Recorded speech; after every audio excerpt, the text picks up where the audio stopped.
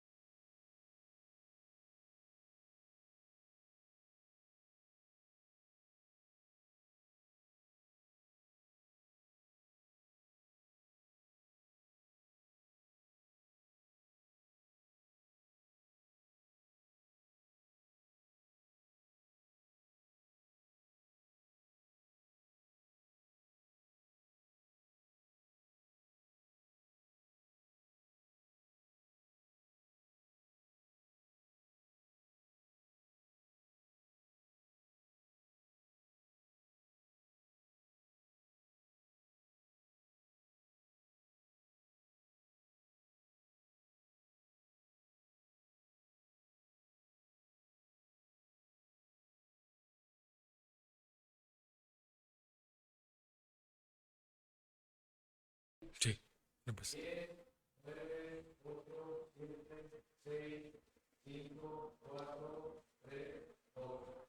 Hola, un gusto como siempre saludarlos. Estamos aquí nuestra gran amiga Natalia, nuestra bióloga que nos acompaña en este programa.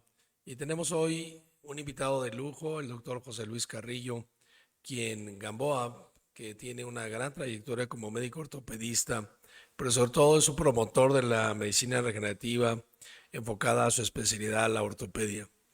Leer su currículum, pues tardaríamos yo creo casi todo el programa, pero nos da mucho gusto tenerlo porque el objeto de este programa es que hagamos conciencia, sensibilidad en nuestro público para mejorar nuestro sistema de nutrición, que desde el mismo embarazo es sumamente importante. Entonces, hola Nat, ¿cómo estás? Muy bien, doctor, ¿qué tal? ¿Cómo estás? Muy buena tarde. Pues como siempre es un gusto y un placer estar compartiendo micrófonos aquí en su programa de salud. Y bueno, damos también la bienvenida al doctor José Luis Carrillo, quien nos está acompañando, que va a tocar un tema muy importante el día de hoy, que bueno, ya el público nos sabía estar suscribiendo y que es de vital importancia para que todos nos actualicemos en estos temas, ¿verdad? Claro, sobre todo del mismo embarazo, la importancia que tiene esta etapa tan especial en que la futura mamá tenga una nutrición muy adecuada para desarrollar diferentes órganos y sistemas. Y hoy nos toca hablar de la salud ósea. Mi Sí. buen amigo José Luis Carrillo, tus opiniones acerca de la importancia de la nutrición en el embarazo desde el punto de vista de tu especialidad. Buenas tardes, doctor. Adelante. ¿Puede encender su micrófono, doctor, por favor? ¿Puedes prender tu micrófono, amigo José Luis? No te oímos. Hola, hola.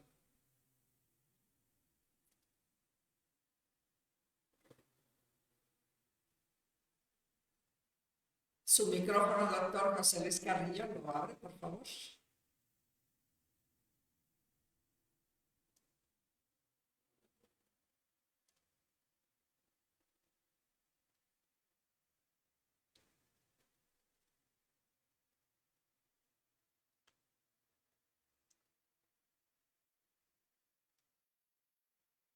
Generalmente esto suele suceder, doctor, porque como estamos transmitiendo en vivo, Claro. generalmente Les tenemos digo, no escuché la esta. pregunta, no alcanzo a entender sus Ah, palabras.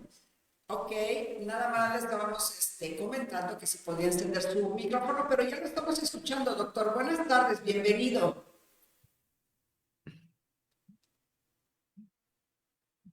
Si nos escuchas,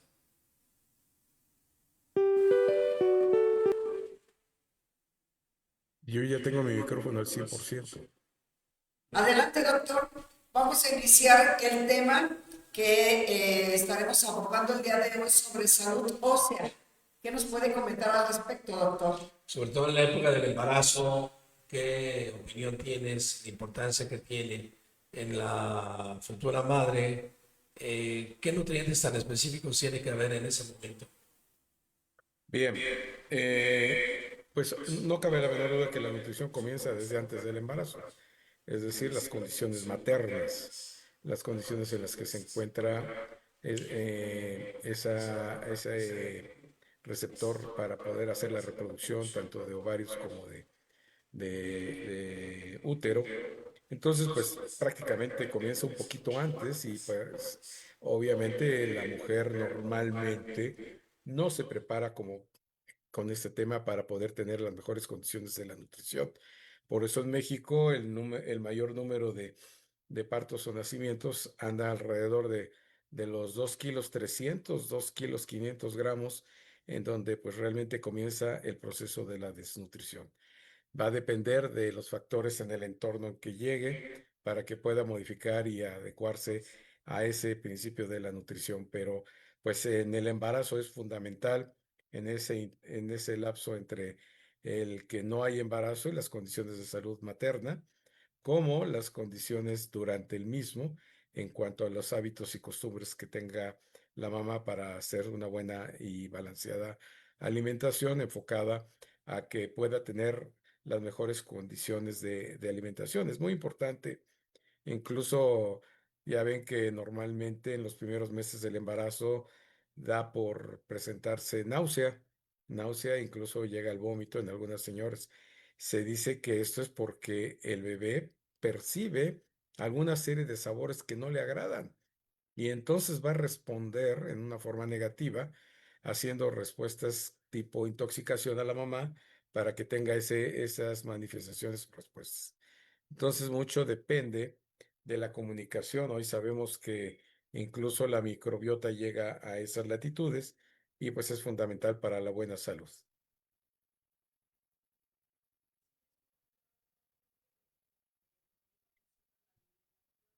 Una rica fuente de estos nutrientes para que los huesos, el sistema óseo se encuentre pues bien fortalecido. Hay algunos nutrientes que son sumamente esenciales para que esto suceda, como por ejemplo podemos hablar del calcio.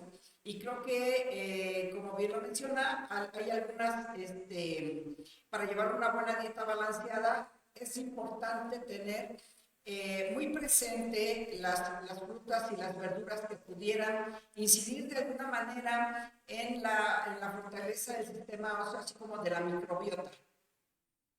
Es correcto, hay algunos determinantes importantes en el aporte nutrimental, alimenticio, que van a estar pausados o pautados por el consumo materno. Entonces, el principio del hueso como mecanismo de formación ósea tiene mucho que ver, y reitero, con la calidad ósea materna previa. Normalmente, el esqueleto humano termina su consolidación ósea o su formación ósea de masa, aproximadamente a los 30 años. Es el tiempo y el momento en que deberíamos de hacer la densitometría ósea de detección para saber cuál es la calidad y la cantidad de hueso formado por cada individuo, en este caso las mamás. ¿Por qué? Porque esto va a determinar condiciones durante el embarazo. Inclusive, pues hay mujeres que acaban casi edéntulas, pierden toda la dentición durante el embarazo. Hay aflojamientos en el mejor de los casos y esto pues es la traducción de que tenemos una deficiencia nutrimental derivada de esos elementos fundamentales que van a formar el hueso, que es calcio, vitamina D. Entonces, también las uñas se les adelgazan, se les hacen quebradizas, se les rayan, en fin, son comportamientos de detección clínica que pueden estar presentes o no. La densitometría siempre será la mejor opción para poder tener la mayor precisión de la calidad ósea con la que llega una mujer a un embarazo y que el bebé se va a encargar, ese producto se va a encargar de hacer precisamente la absorción para hacer su propia nutrición y desarrollo óseo. recordando que en instancias fetales, pues prácticamente el hueso es cartílago. Las osificaciones primarias se van dando solamente en algunos huesos, no en todo, y después ya cuando nace se vienen las osificaciones secundarias, pero eso ya va a depender mucho del producto, ya no va a depender de la condición materna, más bien de lo que la mamá le transmitió a ese producto para poder tener el reemplazo y la sustitución, obviamente pues ya recibiendo alimentación propia. ¿Y qué papel juegan las hormonas en ese desarrollo de ese feto? En qué semana, verdad? ¿Y qué recomendaciones tú les das a tus pacientes que tienen programado un embarazo? Porque, bueno, genéticamente, como latinos que somos, debe haber ciertos genes que nos condicionan a cosas muy específicas. ¿Se pueden modificar en esa etapa del embarazo bajo ciertos nutrientes? Por ejemplo, todos quisiéramos a lo mejor tener hijos muy altos, y eso tiene que ver con desarrollo, pero hay en ese momento del embarazo, ¿hay algún nutriente, alguna situación específica que pudiera modificar esa genética o no la hay? Pues así como tal no existe, pero las recomendaciones en cuanto a la nutrición pues van a estar derivadas del aporte de proteína, ya que pues toda la formación esquelética está derivada de la proteína. El tema es que si la mamá tiene algún polimorfismo específico que afecta ese proceso, pues obviamente va a tener repercusiones en el producto. Entonces, también tenemos ese tipo de polimorfismos en enfermedades con las cuales se nace y se pueden tener afectaciones significativas en el proceso de calcificación. Pero en la rutina, en lo habitual, el consumo de proteína animal y proteína vegetal son fundamentales junto con las vitaminas para poder tener un mejor balance y eso es un estándar de oro en cualquier individuo sano o de aportación convencional. Lo importante es poderles enseñar que ese aporte tienen que hacerlo porque habitualmente no tienen tanto hábito y costumbre. Yo no veo a pacientes embarazadas con la intencionalidad de embarazarse y mucho menos que me vayan a preguntar cómo está su calidad de hueso para que no se descalcifique. No, ese tipo de pacientes no lo veo y yo creo que es algo que no se da porque es preventivo y pues muchas personas no tienen idea ni siquiera a nivel profesional que esto es validero para poder saber cuál va a ser el comportamiento esperado. Y obviamente poder sanear con alimentación específicamente a base de proteínas vegetales y animales. Sí, claro que sí, es importante, doctor. También me gustaría tocar un poquito el punto acerca de el tamiz, el tamiz neonatal, que es el que nos va a dar un diagnóstico de cuál es la situación con la cual se recibe al producto de este embarazo que podemos encontrar en las células de este tamiz, doctor. Bueno, podemos encontrar alteraciones fundamentalmente de estabilidades de membrana que van a ser las más susceptibles, puesto que no van a poder llevar a cabo el metabolismo óseo para poder realmente culminar en el desarrollo y en la formación de hueso, tanto a nivel de lo que viene a ser los osteoblastos y los osteoclastos, así como también en el cartílago, los condroblastos y los condrocitos. Entonces, todo esto reviste una importancia significativa porque, bien como lo hizo la pregunta anterior el doctor Miranda, tenemos que tener, eso sí, una evaluación hormonal. ¿Por qué? Porque en la mujer es fundamental, y no digo que el hombre no lo sea, en los valores de concentración de estrógenos y testosterona. Acabamos de publicar en nuestras redes un artículo bien interesante sobre la relación que se acaba de encontrar en un estudio en Inglaterra sobre el número de fracturas de cadera en pacientes osteoporóticas derivados de la baja concentración de testosterona, únicamente testosterona en mujeres. Entonces, sí es muy importante la medicina funcional integrada de manera global para poder tener pues, las mejores opciones desde ese punto de vista. Sí. Doctor, ¿hay alguna sugerencia que pudiera dárseles a las madres jóvenes que hoy en día han elegido formar alguna familia, alguna pareja, para que ellas se realicen un análisis previo, aparte de la densitometría que usted menciona.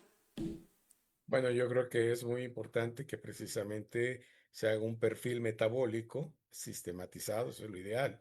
Ver cómo se encuentra su tiroides, ver cómo se encuentran sus estrógenos, ver cómo se encuentra su cortisol, si sus suprarrenales están trabajando bien, y ver también cómo se encuentra, pues, la grasa, que es un factor que va a influir también en la salud de la materna, como en la salud fetal, porque pues finalmente esa grasa sabemos que tiene muchas vertientes y que habiendo tres tipos de grasa, la grasa blanca, que es la que más mantenemos y conservamos, aunque habría que hacer una prueba genética para determinarlo, pues es la que nos va a generar mayor daño a nivel celular y nos va a generar mayores conflictos metabólicos y de estabilidad celular. Entonces, yo le diría a una mujer, si es que se presentara a la consulta para saber cuál es o qué esperaría, cómo cuidar su esqueleto, le pediría una densitometría, le pediría un calcio, fósforo y vitamina D séricos, le pediría el cortisol, le pediría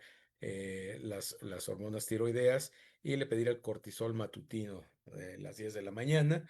Y también le podríamos pedir una vitamina D y por si acaso una proteína C reactiva como marcador universal de los procesos inflamatorios que muchas veces se van acumulando cuando la mamá tiene o viene arrastrando este tipo de conflictos o problemas.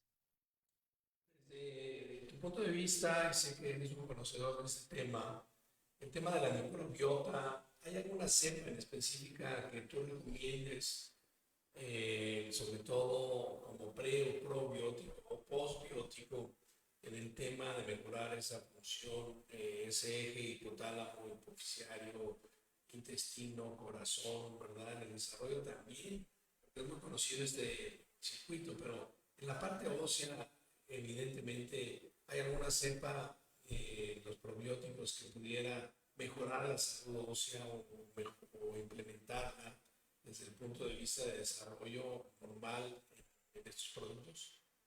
Mira, sé que existen un sinnúmero importante de probióticos y unos muy específicos. En el caso de ellos, en lo personal, solamente lo uso el que se ha diseñado y está desarrollado como antiinflamatorio, que es el Lactobacillus longus 0731. Ese lactobacilo tiene la propiedad de favorecer, inhabilitar el proceso inflamatorio intestinal. Tiene la habilidad de favorecer el sellado del intestino a nivel de un intestino permeable y permite de esta forma fungir como antiinflamatorio, de tal manera que ya en la precisión terapéutica, yo es el que utilizo y si requiero de más lactobacilos, pues lo canalizamos con nuestro médico en medicina funcional e integrativa para que realmente tengamos la misma visión. Obviamente este lactobacilo viene acompañado de vitamina C que ayuda enormemente al proceso regulador y antiinflamatorio. Entonces, sí los indico en forma específica, más no en forma general como pre, post y todos los probióticos en diferentes cepas y características que tienen. Una pregunta, ¿has tenido alguna experiencia utilizando la quermancia como un proceso antiinflamatorio desde el punto de vista de probióticos? No, en ese caso, utilizamos la curcumina y la mezclada con L-arginina, que nos da muy buena respuesta en ese sentido, pero no hago mayor uso insisto, me mantengo muy en la línea, quizá a lo mejor pueda ser un poco cuadrada, pero prefiero tener la línea 100% ortopédica y canalizar a un manejo multiintegral de los pacientes. Obviamente tenemos ya cartabones bien establecidos de qué recomendar a ese tipo de paciente. Ojalá, les digo, me llegaran pacientes jóvenes, entre comillas, saludables, que se van a querer embarazar. Nos llegan pacientes que ya tuvieron 6 embarazos, que están obesas, que están todas desajustadas en lo metabólico, diabéticas, hipertensas y, en fin, con un sinnúmero de afectaciones que realmente son retos para nosotros. Y pues prácticamente a final de cuentas el metabolismo regulado y controlado juega el mismo papel en la prevención como en el tratamiento. Entonces, lo ideal es en la prevención, pero repito, yo hasta ahorita creo que si acaso he recibido una paciente que llegó con esa intención de saber su estado de salud para poderse conocer. Y entonces, pues le hicimos pruebas genéticas, se hicieron las determinantes, sí se encontraron algunos datos positivos, se le hicieron las recomendaciones específicas y ya, porque, insisto, nosotros en ortopedia, nuestra visión es un poquito diferente, aunque sí juega un rol muy importante la nutrición y el eje de la microbiota, y que nosotros tenemos equipos físicos para precisamente optimizar a través de la optogenética la fortaleza de la microbiota como estructura clave de la energía celular. ¿Qué nos puedes decir? Porque sé que eres un gran conocedor de la función mitocondrial. Sé que tienes una gran tecnología en tu clínica, sobre todo a través del biofotón. Y que la relación que pudiera tener desde las indicaciones que damos a los pacientes, del que desde el momento, por ejemplo, el lóbulo se obtiene de la misma tierra, o sea, el andar descalzos ya nos está poniendo en contacto con esta cepa. Y de ahí, bueno, el tema de la buena hidratación, del agua hidrogenada, la helioterapia como tal, el tema de la clorofila. ¿Tú le das a esta importancia o qué indicaciones les das a tus pacientes en este tema, sobre todo pensando en niños que tienen una talla baja o que tienen algún padecimiento de una deficiencia en el desarrollo óseo? ¿Cuál es tu experiencia, mi buen José Luis? Mira, en cuestión infantil en ese tipo de problemáticas, no hay muchos avances ni logros en cuanto a un tratamiento clínico. Los hay algunos en investigación, en el área de investigación, que pueden ser prometedores, pero no son concluyentes, no son absolutos. Entonces, si tenemos alteraciones como la osteogénesis imperfecta, que es una alteración bien sabida del metabolismo óseo, pues no tenemos la forma de revertirla, no tenemos aún la manera de controlarla ni contrarrestarla. Eso es algo que además dentro del ámbito de la pediatría no tenemos una certeza o claridad en este tipo de enfermedades para manejos biológicos. Tenemos ya experiencias, por ejemplo, en enfermedades infantiles como son las necrosis avasculares, el Lennox-Gastaut, el Osgood-Schlatter, etcétera, y la enfermedad de Sever, que son bastante comunes. Ahí sí hemos tenido la oportunidad, porque además el fotón tampoco tiene una indicación precisa por debajo de los 15 años en promedio. No quiere decir que no se le pueda hacer un tratamiento de este tipo, porque finalmente va a repercutir en las zonas de crecimiento. Y el tener talla baja o tener ese tipo de alteraciones, pues ya se ha estudiado mucho y se han intentado tratamientos que no han sido fructíferos, no han logrado compensar, quizá logren hacerlos crecer con la hormona de crecimiento, si acaso 1 centímetro, pero es mucha la agresión hormonal, muchos los riesgos y complicaciones y realmente pocos los beneficios en ese sentido. Doctor, ¿usted tendrá dentro de su expertise en el tema de salud ósea algún caso de éxito que haya tratado con respecto a los pacientes con espina bífida? No, no, con espina bífida, yo en lo personal no tengo esa experiencia, es todo una patología compleja, dependiendo del grado de bifidez. Si es una espina bífida incompleta, bueno, pues eso ni siquiera merita propiamente de un tratamiento, pero la espina bífida abierta, que está comunicada del canal medular al exterior, ese es un problema serio y severo porque va a conllevar muchas implicaciones y lo más común es la infección. Entonces, en cuestión de espina bífida, son alteraciones del desarrollo a través del estímulo genético. No podemos tomar una espina bífida ya constituida, ya diagnosticada, y hacer cambios genéticos. Hoy por hoy todavía no. Quizá se pueda hacer todavía algo más a nivel intrafetal.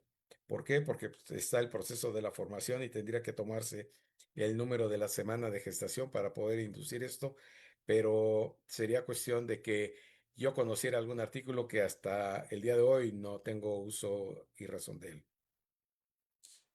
Yo quiero a nuestro público que nos escucha, que si tienen algún médico interesado en capacitarse en el tema de ortopedia regenerativa, bueno, a través del Colegio de Médicos Cirujanos con fines de investigación, tenemos un programa anual durante todo el año en capacitación en educación médica continua. Así es que si conocen algún médico, invítelo. Nuestros teléfonos es el 777-231-7561. Repito, 777-231-7561. Y nuestro correo células.colmex de Colegio Mexicano @gmail.com, donde el doctor José Luis Carrillo es un profesor con una gran experiencia en el tema de ortopedia. En este momento acaba de iniciar el diplomado, y todos aquellos médicos interesados en ampliar su conocimiento en estos temas de medicina regenerativa, que es una medicina biológica, es una medicina de precisión, es una medicina donde no tenemos efectos secundarios desde el punto de vista que manejamos. Tenemos un gran vademecum de productos naturistas, ya lo oyeron al doctor, donde se utilizan elementos de fitoterapia, como es la cúrcuma, que es un antiinflamatorio excelente. Y bueno, México tiene más de 30,000 plantas medicinales que, con grandes virtudes para poderlas utilizar y poder conocer el tema, pues, de funcionamiento de la célula. Y en ese aspecto, sí me gustaría, José Luis, porque sé que lo conoces bien, el tema de la mitocondria en tu especialidad. ¿Qué importancia tiene? ¿Cómo la activas? ¿Hay algún protocolo en específico que lo utilices aparte del biofotón que tienes? ¿O qué otras alternativas de tratamiento tienes en tu clínica? Bueno, nosotros desde el punto de vista meramente ortopédico, pues ya lo dijiste, tenemos la luz infrarroja de bajo grado que nos puede permitir la penetración a nivel celular, desintoxicar y favorecer precisamente el tener una estabilización de las membranas. Ayuda al metabolismo propio para favorecer o inducir una reversión de los osteoblastos y osteoclastos que van a estar haciendo comportamientos de neoformación ósea, como son los osteofitos y demás. Pero no es solo el fotón, o sea, el fotón no es la panacea como las células. O sea, no pueden trabajar solos, ya que los mecanismos de la patología que encierra cada paciente reviste un sinnúmero de aristas y muy personalizadas. Por eso es importante una muy buena evaluación clínica, ya que para nosotros es fundamental este paso. Nosotros si detectamos que es una paciente que tiene un problema desde el punto de vista de desgaste físico y su rendimiento decrece, su capacidad física es lenta, además de los factores propios de la pérdida de la masa ósea y de la masa estructural y pérdida de talla, pues también se encuentra precisamente el fortalecimiento de estos factores que van a inducir una mejora del metabolismo celular, de tal manera que las células que se encuentren senescentes y aún tengan o conserven restos o residuos de mitocondria, se van a rescatar. ¿Y qué utilizamos también para ello? Pues utilizamos de manera asociada a los exosomas. Los exosomas nos ayudan de manera muy importante a lograr contrarrestar el deterioro en que se encuentren. Ya los tratamientos específicos en función de los daños estructurales son parte asociada que se deben de asumir, ya que precisamente el tratamiento no es nada más con células. Nosotros no nada más aplicamos las células en un contexto de un protocolo donde detectamos qué es lo que necesita, y cuando el paciente requiere de un tratamiento asociado multidisciplinario o interdisciplinario, lo canalizamos con el médico para que precisamente le haga una regulación de la testosterona, le haga una regulación de la T3 nada más, o le haga una regulación del cortisol. En fin, todo va a depender qué factores metabólicos estén haciendo incidencia en la mitocondria. Y pues en términos generales, todos los procesos metabólicos la van a afectar, la van a dañar, desde los nutrimentales hasta los propios metabólicos de las enfermedades. Doctor, hablando un poquito acerca de las células, ¿cuál de estas tres células son las que se ven mayormente afectadas? ¿La de los osteocitos, los osteoblastos o los osteoclastos? Desde su punto de vista experiencia.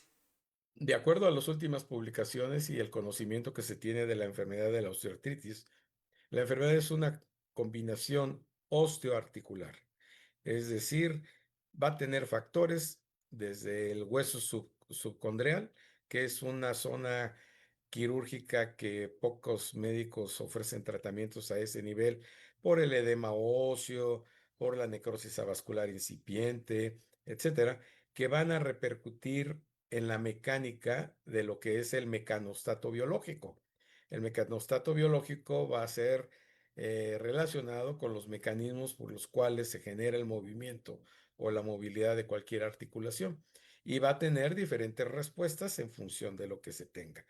Y también tenemos las propias o intrínsecas del cartílago, donde este se va a afectar y se va a fragmentar, se va primero a edematizar, se va a fragmentar, se va a deteriorar y se va a perder. Y finalmente también tenemos al líquido sinovial, también cuenta. Muchos pacientes tienen y llegan con las rodillas calientes. Eso nos habla de una condición activa, biológica, muy importante, intraarticular. Entonces, el enfoque del tratamiento va a ser muy diferente a que si tuviera un edema óseo o a que si tuviera una lesión condral. Necesitamos determinar exactamente los patrones y parámetros de esas lesiones, tanto metabólicas como estructurales, porque finalmente las estructurales son derivadas de las alteraciones metabólicas.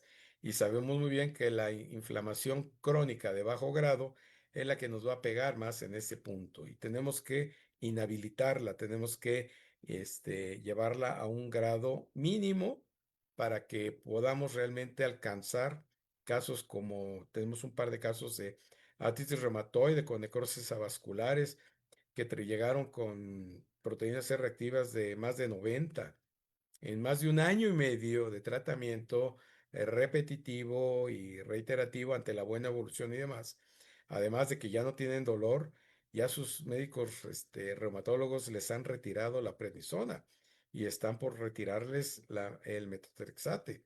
Entonces es conocer cómo poder ayudar al control de la enfermedad y que el paciente se involucre. Si el paciente no se involucra, no vamos a llegar ni a la esquina.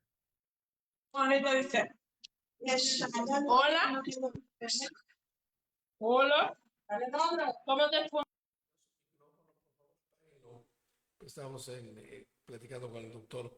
Ya desde puntos prácticos que le recomiendas, ¿qué le recomendarías a tus pacientes, sobre todo en estos niños que toda la familia quisiera que tengan un desarrollo adecuado, que creciera lo suficiente, donde el tema de la hormona de crecimiento es importante y de ahí, bueno, una calidad de sueño que es prioritaria? ¿Es un tema que tú tocas en ese contexto o qué nos puedes decir al respecto, mi Moisés? Sí, esos grupos de edad, aunque no se les tipifique en ese tipo de compromisos como se tipifica al adulto mayor, la tríada de la salud clave está determinada por una buena alimentación balanceada y bien complementada. En segundo lugar es hacer ejercicio. Es la mejor forma y la mejor dinámica de desarrollar un muy buen esqueleto bajo los principios del mecanostato que acabo de referir para que puedan tener pues la formación de hueso, cartílago, sean fuertes y obtengan de lo que comieron a través de la circulación, obtengan los nutrientes suficientes para poderse desarrollar en la mejor condición. Y finalmente también el sueño. El sueño, sabemos que hay niños que tienen muy mal sueño, hoy día cada vez es más frecuente el calor, factores de estrés familiar, etcétera. Pues van a ingerir mucho en su buen descanso. Entonces, lo importante es que tengan un buen sueño para que todos los relojes biológicos cumplan con esos principios. Por eso se dice sueño reparador, sueño de descanso, para que precisamente las células logren conseguir esa mejoría significativa. Se dice que el promedio de agresiones a nivel genético por cualquier persona oscila en el día sobre 4 a 5 mil agresiones para intentar cambiar los comportamientos génicos y generar cambios en el sistema SAS o en fin, todo lo que significa esto para que tengan polimorfismos de desarrollo y empiecen a desencadenar enfermedades que se van a ir expresando. Entonces es muy importante esa triada. Hoy debemos que entender que hay alimentos que hay que evitar que se consuman. Un ejemplo para los niños son los famosos gansitos marinela. Los gansitos marinela tienen una pseudomermelada roja que contiene una pintura que se llama A5. Esa pintura es completamente cancerígena. Y esa pintura es la que el papá le compra al hijo con un gansito marinela.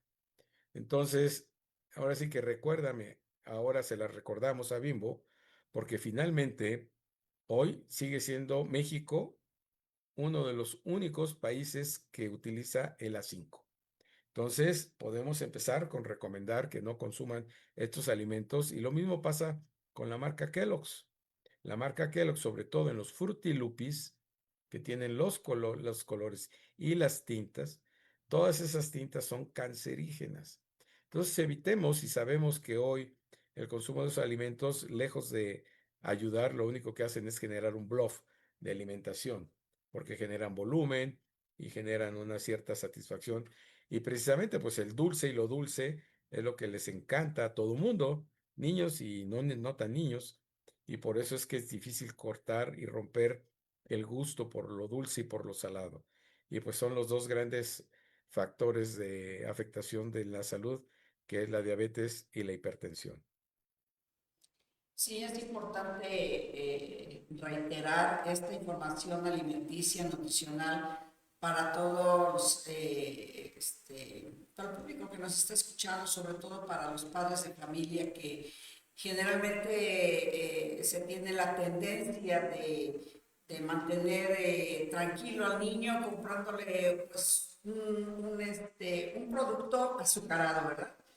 Pero yo creo que si pudiéramos y fueran los padres un poco más creativos, pudiera generarse este dulce a partir de algunos alimentos como son las frutas estas deshidratadas que también pudieran ayudar mucho a los niños. Se me ocurre a lo mejor el plátano o algunas como el kiwi, como otros frutos que yo creo que la presentación atractiva de un fruto deshidratado le llama mucho la atención a los niños y a los jóvenes hoy en día para tratar de evitar y de comer estos alimentos procesados, ¿no, doctor?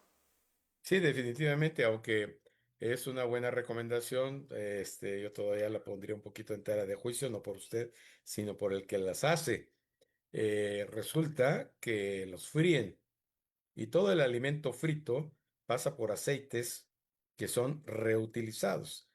Les voy a platicar la historia rápidamente del aceite que consumimos o que se consume de forma humana hoy día, a excepción del aceite de olivo.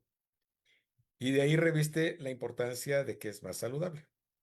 Los aceites vegetales, aceites, el que se les ocurra, durante la Segunda Guerra Mundial, el parque vehicular de armamento era impresionante y tenían que fabricar cientos de estos vehículos. Y obviamente utilizaban el aceite como mecanismo de uso y formación en el motor para que se desplazaran y demás. Bueno, pues ese aceite que se fabricaba en dosis industriales, llegó el momento que se terminó la guerra y dijeron, ¿y ahora qué vamos a hacer? Porque obviamente son gente de negocios, gente que no va a pensar en la salud del ser humano, va a pensar en negocios.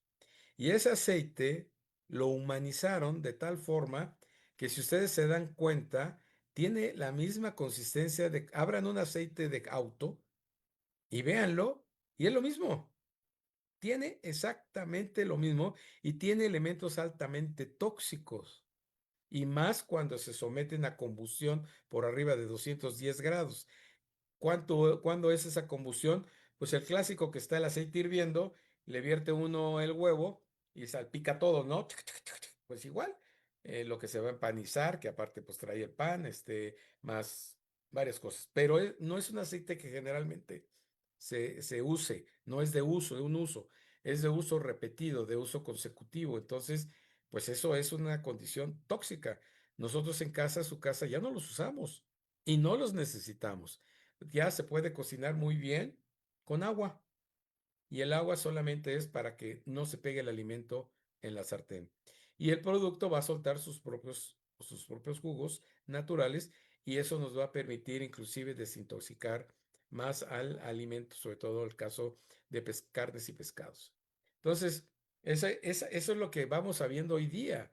El único aceite de validez y porque es de origen vegetal puro, directo y de la uva, perdón, de la aceituna, es algo que no tiene comparación con los aceites ni de coco, ni de aguacate, ni nada, porque su base es el aceite vegetal y el aceite vegetal es eso.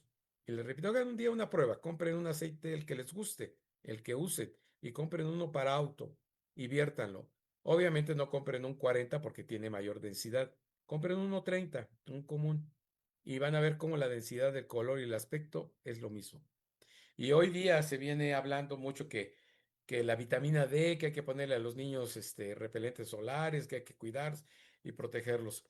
El índice de melanoma o cáncer derivado de radiación solar es tan bajo en la gente del campo, en la gente que trabaja a la luz del sol, es tan bajo que no tiene ninguna relación con el sol y la gente está quemada y vayan a Acapulco.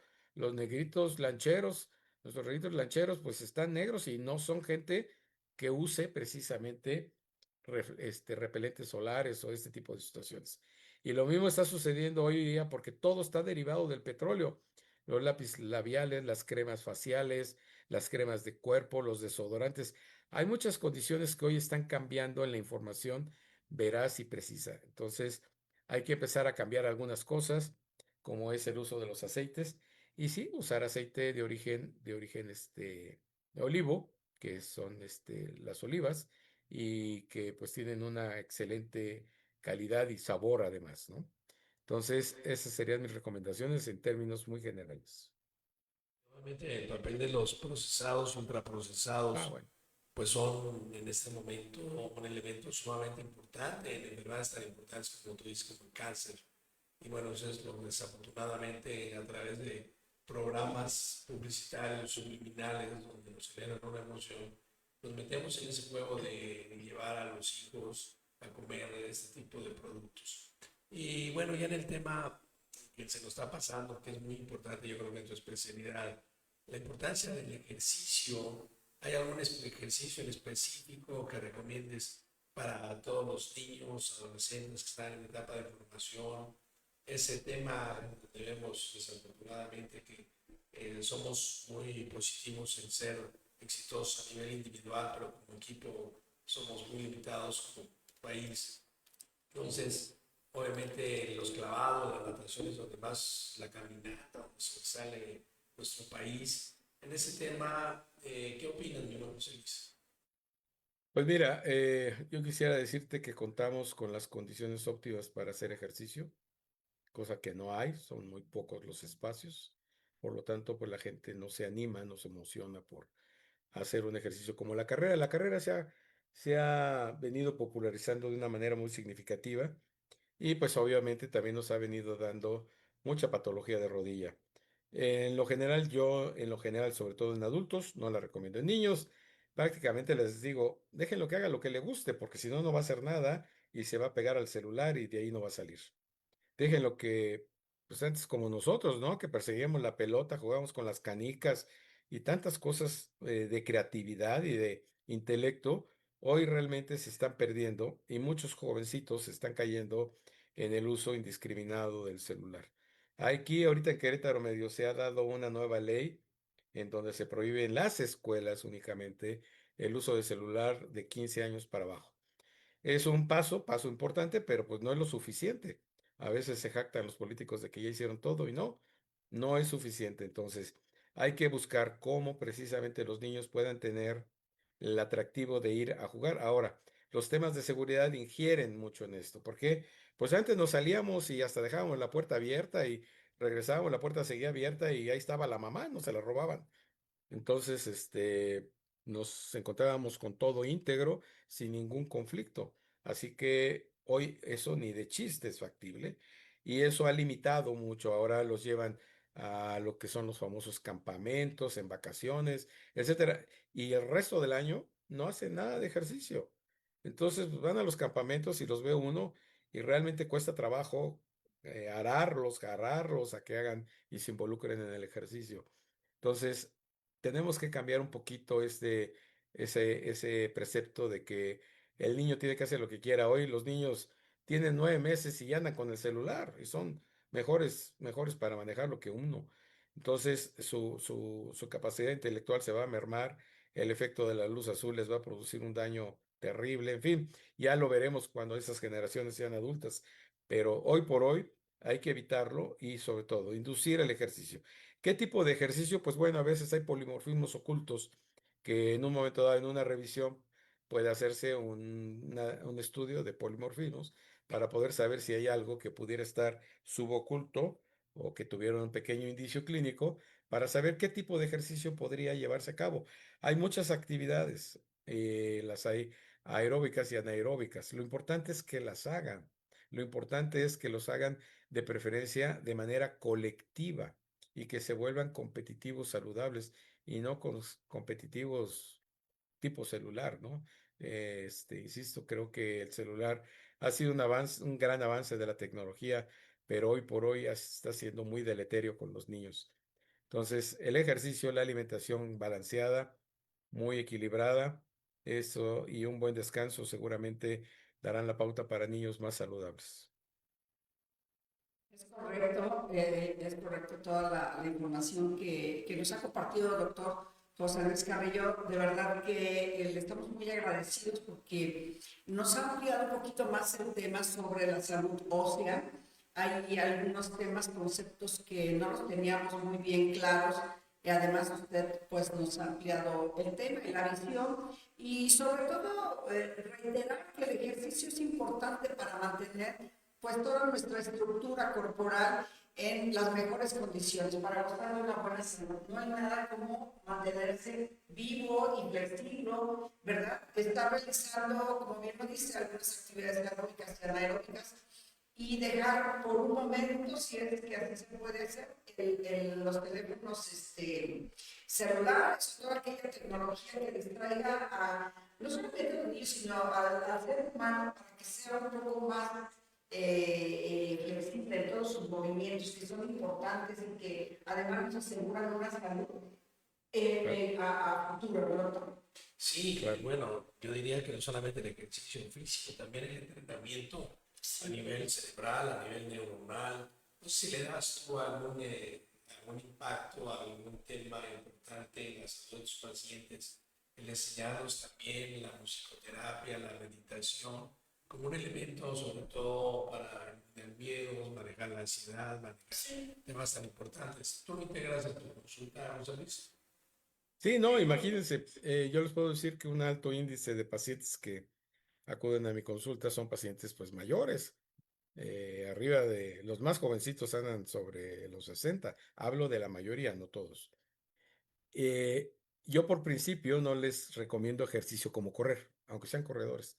Le digo, es su elección, ¿sí? ¿Por qué? Porque pues, ya los daños ahí están evidentes y si es que doctor, yo no sé hacer nada, pues tiene que buscar, porque ¿qué pasa si le digo que tiene cáncer y ya no puede fumar? Tiene cáncer de pulmón y es fumador, pues o deja de fumar o se muere.